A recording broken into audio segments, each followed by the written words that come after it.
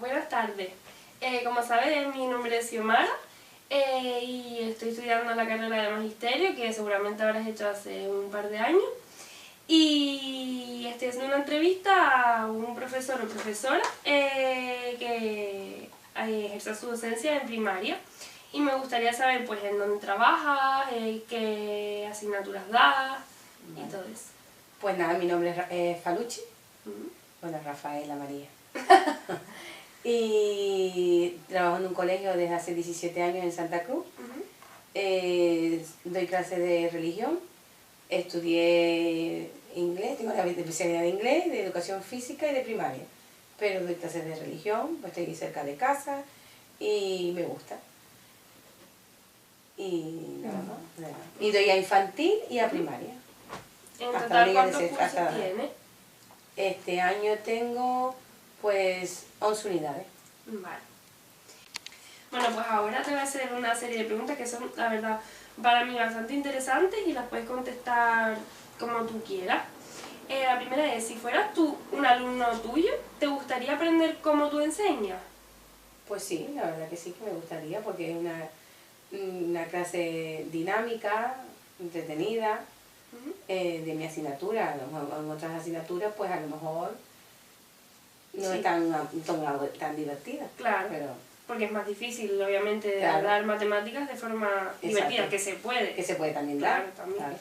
Pero es más fácil en la tuya, obviamente. A través del método de tus clases, ¿crees que los alumnos disfrutan o solo aprenden? No, aprenden y disfrutan también, les gusta. Como yo los veo a ellos, que les gusta venir a mi clase y cómo se comportan en el ambiente, sí, yo creo que sí que disfrutan. Vale.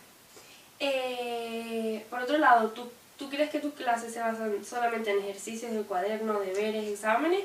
¿O tienes otras actividades que pueden llamar la atención de los alumnos? Pienso que lo menos que utilizo son los cuadernos y deberes, y más utilizo las TIC, que son unas herramientas que tienen mucha salida y puedes trabajar un montón de actividades con los niños a través de las TIC. De ese método. Vale. ¿Te has preguntado o informado de cómo trabajan otros docentes de tu mismo centro o de otras escuelas? Pues sí, porque nosotros hacemos, por ejemplo, tenemos unas reuniones cada 15 días de zona, donde nos reunimos todos los profesores de religión de la zona de Santa Cruz y Salud. Y entonces hacemos, todos los años, pues hacemos una programación de zona y entonces ahí exponemos toda la dinámica o todo lo que se lleva en cómo trabaja cada profesor, y compartimos, por ejemplo, material entre unos y otros, y a lo mejor pues viene el Día de la Paz y yo llevo unas actividades, otro compañero lleva otras, y entonces así pues es mucho más enriquecedor. Claro. Porque te bastas de otros compañeros y te sirve para tu clase. Y amplías el material todo el tuyo material y el de otro. Exacto. Tú amplías con otros materiales de otro y otros amplías con lo tuyo. Claro. ¿Y sabes si eso se hace en otra zona? Nosotros en religión siempre se hace así, siempre trabajamos así.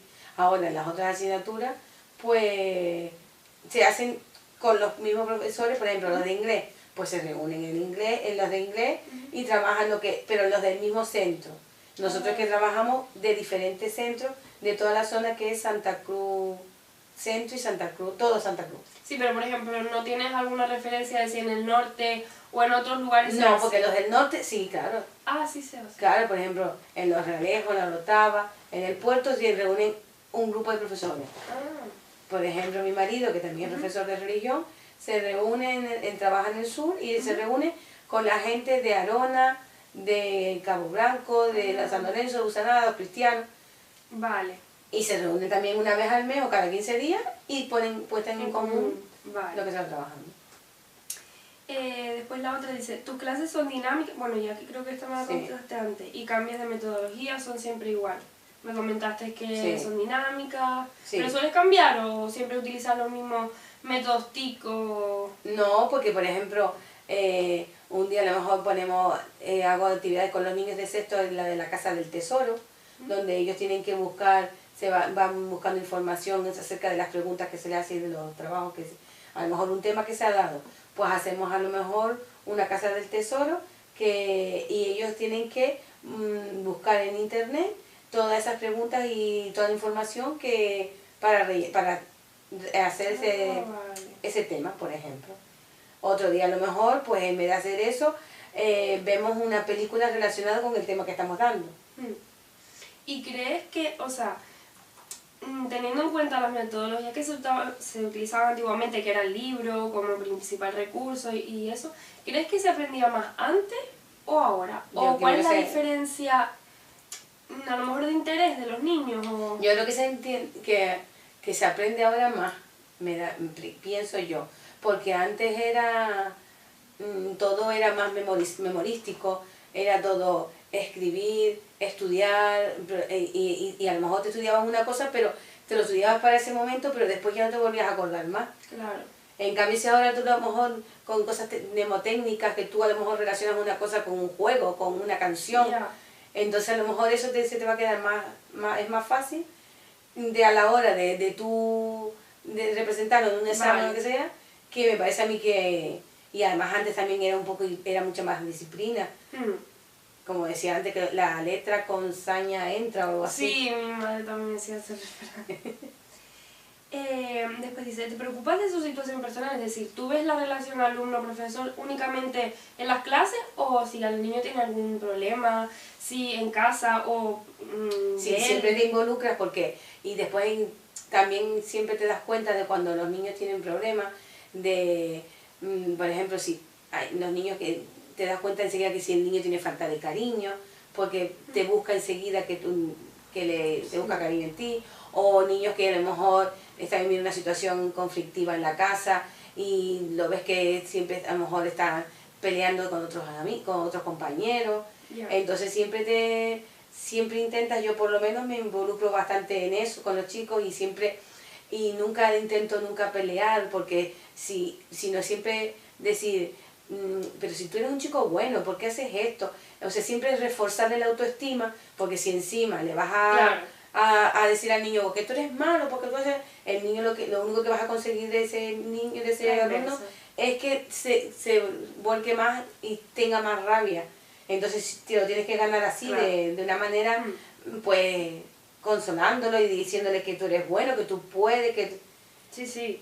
Y eso es más que comprobado. O sea, yo pienso que si te involucras en su situación personal, puedes dar pie a que el niño, aparte de aprender, vea en el docente como una persona a la que, si en casa no puede tener la oportunidad de, yo qué sé, si sus padres son problemáticos, si los padres tienen problemas, pues ve una persona de confianza, así me parece súper bien. Sí, y te cuentan cosas, porque por ejemplo, hay niños a mí que me cuentan cosas que incluso no se lo cuentan ni a sus propios tutores, ¿no? Ni a sus tutores. Entonces yo se lo cuento, a lo mejor le digo al tutor, mira, porque me estaba diciendo que hay un niño, por ejemplo, que tuvo problemas, está separado, el padre no lo podían ver por malos tratos y no sé cuándo, pero ahora ya, por lo visto ahora el niño el otro día me dice, no, es que estoy yendo, todos los viernes voy a un punto de encuentro que es para verse con el padre, él y el hermano, ¿no? Y entonces pues yo empiezo a hablar con él, le digo, sí, ¿y qué haces allí en el punto de encuentro? Entonces me dice, pues nada, la primera vez que fuimos nos pusimos a jugar con las maquinitas, y yo digo, sí, ¿y no hablaste con papá? Dice, no, yo le dije a papá que porque no hablábamos, dice que como nosotros estábamos contentos así, pues nos dejábamos así, pero después digo, a la otra semana yo le pregunto, digo, ¿qué pasó? ¿Cómo te fue el punto de encuentro? Sí, entonces después, hablando con la tutora, yo le dije, mira, pues es que este chico, ya lo veo, está mucho mejor. Dice, sí, la verdad que yo he visto un cambio, pero digo, no, es que está viendo al padre. Dice, pues yo no lo sabía, ¿entiendes? Pero hay veces que hay los alumnos que ven a una persona con la que tú puedes más, conectas mejor con alguien que con una persona que con otra, porque, ¿sabes por qué? Porque también tienes que saber escucharlo.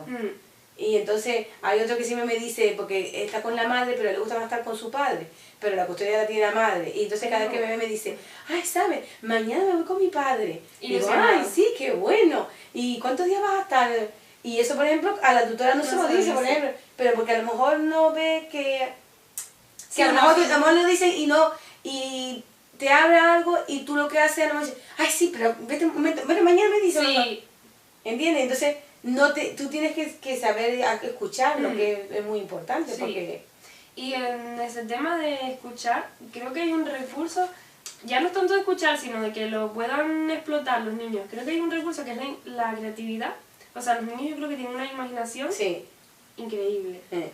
Y yo creo que en las escuelas no se potencia Sí, esa... es verdad. Y me gustaría preguntarte cómo se puede... Yo, por ejemplo, tengo hay a veces momentos en la clase Sí. que, claro, dejamos una sesión para el estudio y otra sesión a lo mejor para el ocio, ¿no?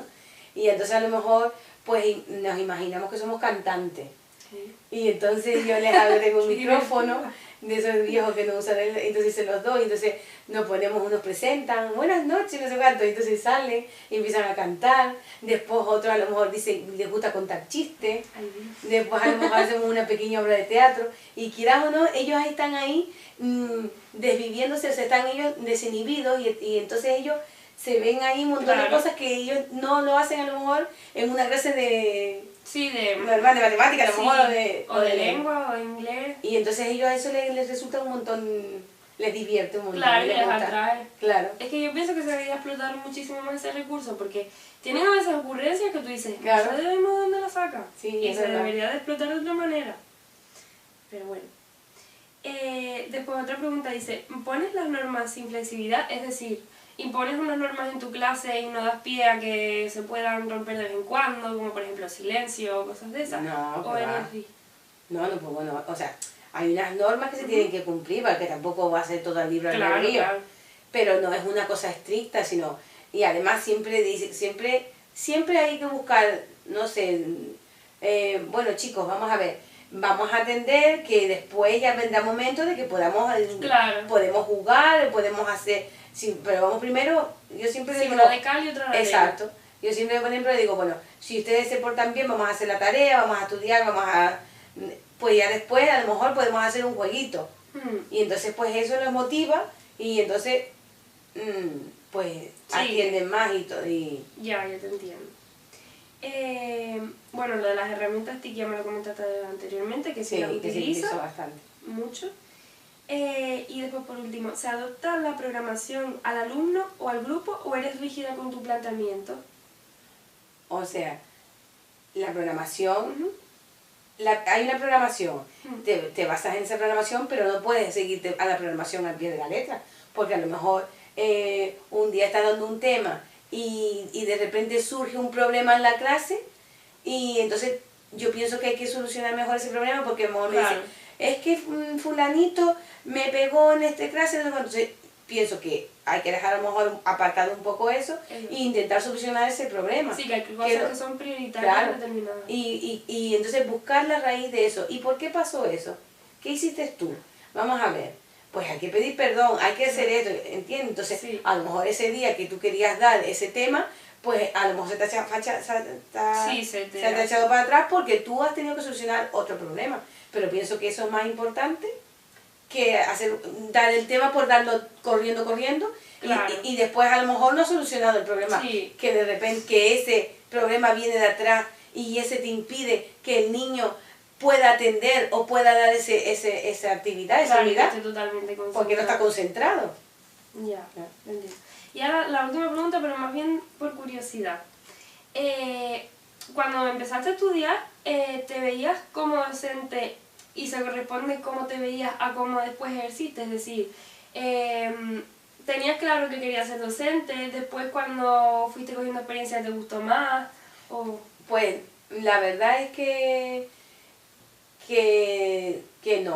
no iba ¿A ser docente? No, yo estaba estudiando en el instituto y conocí ahí al que es mi marido ahora y yo siempre me gustaba hacer relaciones públicas.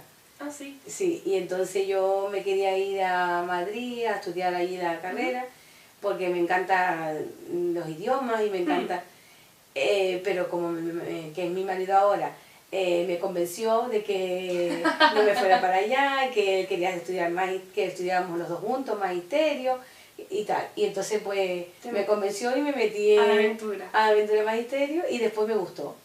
O sea, lo Una fui vez haciendo, dentro. después ya adentro, ya me fue gustando cada vez más, y ahora ya cada vez me gusta más que incluso que cuando estaba estudiando. O sea, cuando estás ya Sí, claro. en el colegio, pues ahora no me imagino otra profesión sino esta.